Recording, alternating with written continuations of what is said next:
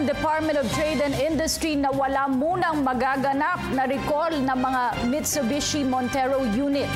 Batay kasi sa resulta ng kanilang investigasyon, hindi pa malinaw ang sanhi ng biglaang pagharurot o yung sudden unintended acceleration ng mga Montero, kaya't kinakailangan muli itong suriin.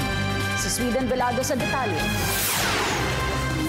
Wala munang magaganap na recall ng mga Mitsubishi Montero unit ayon sa Department of Trade and Industry. Sa inilabas nilang resulta ng investigasyon, bunsod ng mga reklamong natanggap mula sa 24 na complainants at may-ari ng automatic transmission Montero units, hindi pa malinaw na natukoy kung sudden and unintended acceleration o SUA nga ang sanhi ng mga biglaang humarurot ng Montero units.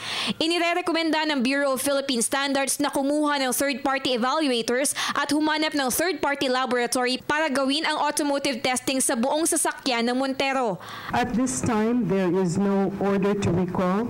There is a need for the panel to proceed together with MMPC and the DOST with a third-party experts evaluation to be able to determine what the cause of this sudden unintended acceleration is. Aminado ang Department of Science and Technology o DOST na hindi sapat ang kanilang kagamitan para sa full automotive testing.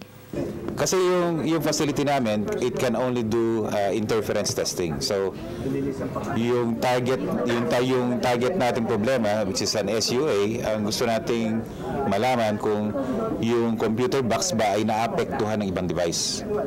Ang pwede namin i-test yung other electronic gadgets na nasa loob ng sasakyan. So meron tayo doong aircon, kung meron kang TV, kung meron kang stereo, yung controller ng ABS, etc.